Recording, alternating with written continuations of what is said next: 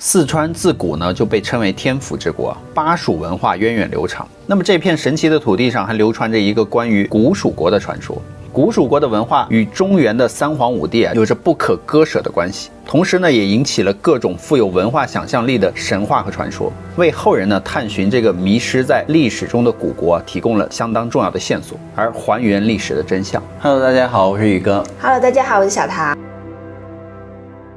古蜀呢是一个不同于华夏民族的古老民族，由于地域相隔遥远呢，与华夏民族之间交流不多，这让古蜀国在上古时代一直处于独立发展。传说在先秦时代就有一个古蜀国，后来被秦国所灭。因为史料中关于古蜀国的记载非常少，所以很多人就认为古蜀国也许只是一个神话传说中的国家，根本就没有实际存在过。直到1986年考古学家在四川广汉的南兴镇三星村呢，就发现了2座商代祭祀坑，才直接的证实了传说中的古蜀国王朝的存在。而古蜀文化是中国古代文明的重要起源之一这个发现为中国古代文明的宝库又增添了新的辉煌篇章。故事呢就开始于茫茫巍峨的名山之中，一个古老而又神秘的部落正在悄悄的兴起。传说他们居住在岷江上游河谷，靠打鱼捕猎为生。悠悠的岁月之中呢，这支黄帝后人的旁系远亲呢，不仅完全的适应了高山深谷的地理环境，还逐渐的发展出了高山农业。或许呢是从祖先那里继承了养蚕缫丝的技能，他们就开始饲养桑蚕，用蚕蛹抽出来的丝呢织造衣服，也以此呢来跟周围的土著部落进行交换。久而久之呢，他们便得到了第一个名字蚕丛。蚕丛呢是古蜀国的第一位王，又称蚕丛氏。相传蚕丛部落的人们天生纵目。那到底什么是纵目呢？这个问题千百年来一直困扰着人们考古学家就认为东巴文字里面就有类似的说法。东巴人说横目显于善，纵目呢显于美。因而纵目其实就指的是双眼角或者是眉角双双上挑。蚕丛的部落的人们天生就长着一双眼角上挑的美丽眼睛，他们崇拜上天敬畏神明，特别是对高山大川有着无比的敬畏之心。蚕丛部落的人最开始的时候就是居住在洞穴之中，人死之后呢，也要用巨大的石头做成石棺，或埋葬在山间洞穴之中，或悬挂在悬崖峭壁之上。所以蚕丛部落的祖先相传就是颛顼的后代，后来又和氐羌族系长时间的融合，最终就成为了氐羌族系的一份子。所以早期历史上氐羌族系有着清晰从北向南发展的轨迹。他们最早是在甘青之交的黄河上游、渭水上游一带繁衍生息，后来呢又向四方迁徙，与周围的土著民族融合，逐渐就形成了一个新的族群。蚕丛部落就是在这样一个背景下而产生的。所以马家窑文化呢，被认为是氐羌族系所创造的。那么这或许正好就反映了氐羌族系和蚕丛部落之间的交流和影响。正如氐羌族系那样，蚕丛部落也有一个不断的向南边地势较低的这个岷江下游迁徙的过程，在这个过程中就难以避免的与其他居住在此的部落而发生了激烈的冲突。所以今天居住在这个地区的羌族人流传着一个史诗呢，被称作羌歌大战，讲述了一个古老的故事。传说在远古的时候羌民的祖先羌人从西北辗转呢迁徙到了岷江上游。那个时候当地就住着一群相当凶悍威猛的歌姬人。这些歌姬人双眼鼓出，身材矮小，身后拖着长长的尾巴，不会进行农业生产，他们以狩猎为生。而羌人、歌姬人之间就爆发了旷日持久的战争。那么在天神的帮助下呢，羌人和歌姬人就进行了3场比赛。天神呢将3块白石交给羌人，将3坨白雪呢交给歌姬人，号令双方交战。结果呢，羌人把歌姬人打死无数。接着呢，天神把柴火棍子交给羌人，把麻杆子交给了歌姬人，又号令他们互相搏击。结果呢，歌姬人又伤痕遍野，以惨败而告终。那么第3次呢，天神又让歌姬人和羌人呢，他们相互扎的这个草人站在这个悬崖之上，规定呢眼脚下的地方谁先占领的多就归谁这块地方。而羌人听后呢，赶忙就往这个悬崖下摔这个草人，结果歌姬人呢却争先恐后的往悬崖下跳。因为是万丈深渊，所以从此歌姬人就绝迹了，羌人最终战胜了敌人，从此在这里安居乐业，繁衍生息。我们都知道羌族人对于白色的石头有着特殊的崇拜和敬畏，也正是来源于此。这个史诗故事是后人追忆祖先历史口耳相传之作，也或许正是对于蚕丛部落南迁历史的一个生动的缩影。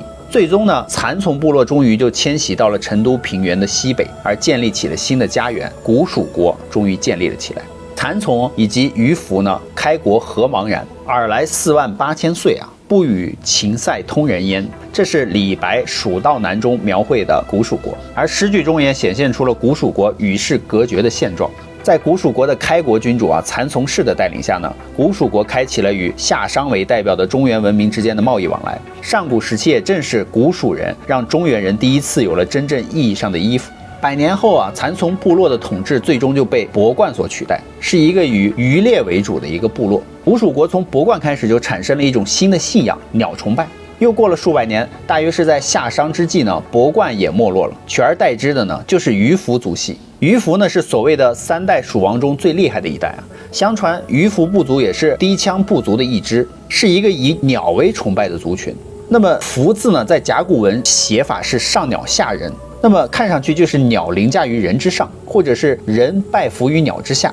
这正是鱼凫部落鸟崇拜的生动写照。在《山海经》还记载了鱼凫部族的人，里面说人面鱼身，还能死而复苏，这些显然都是鱼凫部族的鸟崇拜的痕迹。那么美国的人类学家克拉克·洪如果要建立文明，至少要有城市、文字、金属器这其中2项，再加上大型礼器建筑，同时出现在一个社会里面，才能称得上文明。而鱼凫是古蜀国算得上是真正意义上的国家，因为它的各项法律制度在这一时期得到完善。公元前1600年，古蜀国呢从中原地区还学会了铜冶炼技术，让古蜀国走向了巅峰，因此才有了我们今天闻名于世的三星堆遗址。鱼凫氏所创造的三星堆文明呢，有大型的城市、坚厚的城墙、巨大的青铜器和黄金权杖，无不显示着这个阶段神权王国的巨大威力和宗教权力的集中化。显然，鱼凫部族统治下的古蜀已经进入了国家阶段。那些精美的青铜器、玉器都是由一大批专门从事手工业生产的人制造出来的，是供奉给古蜀国上层贵族所专享的。分层的社会结构也已经形成了。可以想象，那个时候的古蜀贵族享用着精美绝伦的玉器和青铜器身穿着精美的刺绣蜀锦，控制着宗教信仰和国家的政权，过着脱离劳动生产的奢夷生活。而当时在鱼凫氏的统治下呢，古蜀国还参加了周武王讨伐纣王的会盟，还曾出兵帮助武王伐纣。如果神魔小说中的《封神演义》里面按照一定的历史事实来写的话，姜子牙所率领的这个讨伐商纣的大军中应该会有古蜀的士兵。而上书中记载，武王伐纣实得巴蜀之师，这意思就是说，在武王讨伐的过程中古蜀的军队起到了十分重要的作用。更有意思的是，据说古蜀军队出战的时候都是手舞足蹈，一路欢歌。有人解释，这是用悠长弯转的号角增添军威，用请神明附体的舞蹈仪式来增添勇气。可是神明之事毕竟虚无缥缈嘛。不过如此嚎叫或者是怪异的舞蹈呢，确实可以对敌人而产生震慑的作用。之后还有传说，最后一代鱼凫王曾率领臣民到四川省的都江堰打猎，突然悟得仙道，飞身而去。臣民们也纷纷的追随鱼凫皆成仙得道。后来蜀人思念鱼凫，在都江堰就设立祠堂，用以祭拜。其实呢，所谓的得道仙去不过是春秋笔法而已。所谓的打猎，实则是打仗，而且以鱼凫氏的战败逃亡而告终。也就是这场战争呢，让杜宇登上了古蜀国的统治地位。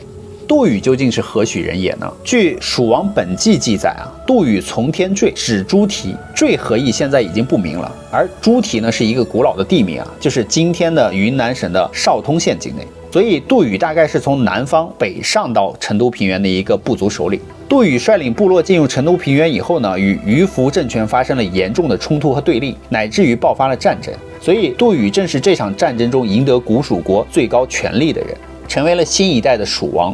而史书中记载杜宇先是将古蜀国的都城迁到了今天的成都郫都区，并正式称帝，以望帝为名号。在杜宇的时代里面，古蜀国的控制范围达到了历史的巅峰华阳国志里面记载其控制范围北达到了今天的陕西省汉中市，作为古蜀国的北大门；南呢到今天四川省的眉山市，作为古蜀国的后门；今天所谓的松潘草原而作为畜牧场。将今天的云南、贵州和四川的西南部一大片区域视为后院，以享狩猎之乐趣。只不过杜宇氏在走向了极盛之后，就慢慢走向了灭亡。取代他的人呢是鳖灵，他是开明王朝的创始人。相传有一天，楚国有个叫鳖灵的人不幸失足落水而亡，他的尸体逆流而上，一直冲到了成都的郫都区。更为奇怪的是，鳖灵一靠岸，便神奇的复活了。杜宇听说了这件事情啊，就与鳖灵会面。鳖灵当时的治水才能被杜宇所器重，所以鳖灵因此被杜宇任命为古蜀国的丞相。当时呢，古蜀国又一次爆发了洪水灾害，滚滚的洪水从玉垒山、都江堰倾泻而出，声势之大，竟不亚于尧帝时的大禹所治水的洪水。杜宇对此束手无策，所以鳖灵当时接过治水大任，率领古蜀人将玉垒山开凿出一条通道，让洪水顺着岷江畅流而下，于是排解了水患，人民得以安居乐业。相传呢，杜宇在鳖灵前去治水之时曾与鳖灵美丽的妻子私通跑了。那么鳖灵在平定了水患之后，得到了古蜀国人民的支持。这个时候呢，杜宇氏却不见了。但由于国不可一日无君嘛，所以鳖灵很自然的就成为了古蜀国的第5代君主，国号开明。后来人们猜测是有一种原因是杜宇呢被鳖灵的妻子暗中给杀害了。还有一种声音是因为杜宇氏在有鳖灵的妻子之后自觉配不上君主之位，随即就逃走了。其实呢，明眼人一眼就知道这个鳖灵呢肯定是使用了计谋，为的就是得到王位，并且呢让自己的王位拥有合法的权益。所以在鳖灵的统治之下呢，古蜀国子民开始崇拜太阳，并且呢他是历代古蜀国君主中第一个建立王族宗庙的人。鳖灵死后他的儿子继位，被称为卢帝。卢帝奉行强兵之策，北上拓边，与秦国还爆发了冲突。据《华阳国志》记载呢，卢帝也曾率兵攻打秦国，甚至攻到了秦国的老都城雍城。当时古蜀国的强大引起了秦国的警觉。到了战国时期百家争鸣后起大秦帝国。为了在史无前例的战争中获得胜利呢，各大战国都相继开始了变法图强。所以在公元前356年呢，秦孝公任用商鞅为左庶长，开始了轰轰烈烈的变法活动。秦国的国力得到了迅速的增强，一跃就成为了中原最强大的诸侯国之一。古蜀国地势险要，一夫当关，万夫莫开，所以秦国采取硬攻的办法是难以达到目的的。所以相传秦惠王就想出了一条计策他就命人雕刻出5头石牛，让人每天早上呢在牛屁股上放一些金子，声称石牛可以拉出金子。开明王听说以后就很感兴趣当即派使臣呢到这个秦国，希望秦惠王将这些石牛送给他，而秦惠王很爽快就答应了。当时古蜀国有5个大力士，叫武丁力士，蜀王就叫他们去开凿山路把石牛给运回来。石牛拉回成都之后呢，古蜀王却发现被骗了，这些石牛根本拉不出来金子蜀王大怒就将这个石牛又送了回去，并辱骂秦国人是东方木犊儿。秦国毫不在意回答说物虽木犊，当得蜀也。那么这么一来一回，秦国终于摸清了入蜀的道路。所以在公元前316年呢，古蜀国终于出现了内乱，终于给了秦国可乘之机所以秦惠王采纳了司马错的建议，率领帝国的精锐沿着这个石牛道穿越秦岭来伐蜀。开明王率领蜀军呢仓促应战，最后全军覆没。开明王战败身死所以秦军一举攻入了成都，将古蜀国吞并。至此呢，开明王朝共传12世古蜀国灭亡。与之相应的三星堆文化在经过了第1期的草创、第2期、第3期的鼎盛、第4期的衰落之后，最终也趋于了灭亡。所以三星堆文化消亡了。那么三星堆文明是当时怎么被发现的呢？在20世纪初期的一个清明节广汉的三星堆川西平原的农民晏道成祖孙3人呢，就打算在离家不远的一个临盘地里面挖一个水坑，然后用水车呢将低洼处的水运到高处灌溉。然而这3个普通的农民却在这次劳动中唤醒了沉睡千年的古蜀文明。晏道成之子晏清宝当时可谓是年轻力壮，是个十分精壮的汉子。就在他高高的举起这个锄头，重重的落下的时候，锄头与地面接触的一瞬间，一道火星呢就划过了这个祖孙3人的眼前。与此同时，发出坚硬碰撞的声音。所以这个晏清宝就感觉握着这个锄柄的虎口，手指被震了一下。他以为挖到了石头，起初就很不在意嘛。可是当他换个位置继续挖的时候锄头和地面接触的时候，又发出了砰的一声。这一回他确信下面有着不寻常的东西。他把这个锄头搁在一边，蹲下身子就刨开泥土出现在他眼前的并不是一块普通的石头，而是一块像磨盘一样大的大石环。那么此时呢，祖孙3人才意识到这次的发现非同一般。晏清宝呢用手摸了摸又握住这个石环的边缘，用力的一掀，下一刻石环居然自己转动了，机关呢也就慢慢的咔咔咔咔就打开了，露出了一个长方形的神秘的土坑。坑内堆满了许许多多色彩斑斓的玉石器，呈现在他们祖孙3人面前。而这一大坑的玉器面前呢，燕道成一家先是目瞪口呆啊，接着马上意识到他们时来运转的日子到了。他们按耐住激动的心情，环顾四周，眼见没人注意他们啊，便马上将这些玉器掩埋起来。古人云嘛，太极而否。就在得到这些无价之宝之后啊，燕青宝的父亲燕道成突然得了一场大病，而这场病险些要了这些父子的命嘛，所以他们由此就认为这是神灵对燕家的惩罚，便将此意外之财呢分给了亲朋邻里，好求得破财免灾，保住性命。那么宝贝送给了众多亲朋好友啊，自然有人因为待遇不同而产生不满嘛。于是呢，这个在地下发现的宝贝的事情就不胫而走了。从此三星堆文明就惊现于世间。那么好了，故事呢，宇哥就讲完了。视频创作不易，喜欢我们频道的朋友欢迎留言、点赞、加转发哦。如果经常看不到宇哥视频更新的朋友啊，可以点击宇哥的头像进去翻找，因为并不是每一次系统都会推送给你。我们是每3天更新一次。那我们今天就说到这里了，那我们下期再见喽，拜拜，拜拜。